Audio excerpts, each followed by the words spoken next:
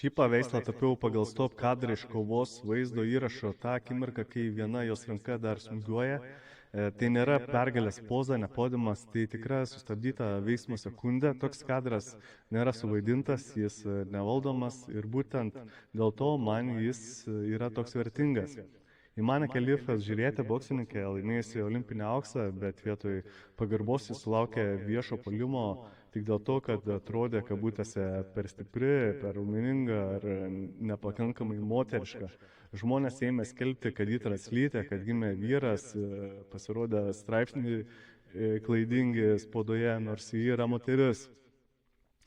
Tas smūgis, kurį jie atlieka, man tapo simboliniu smūgiu stereotipams, tapydamas šį momentą aš ne tik atkūriau fizinį judesį, bet ir emociją, įtampą, verslumą, jėgą ir ji vis dar turi teisintis dėl to, kad ji moters kūne.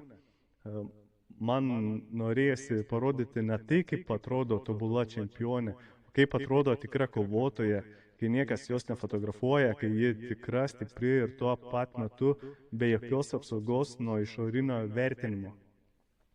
Ši tapyba apie nesibaigiančią kovą, ne tik sporte, bet ir teisės egzistuoti tokiai, kokie esi.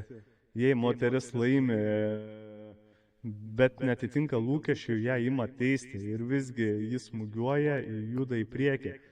Tai portretas moters, kuri nelaukia leidimo, bet tiesiog darė tai, ką moka geriausiai, kovėsi. Ir todėl, manau, šis kadras daug stipresnis nei bet koks medalis.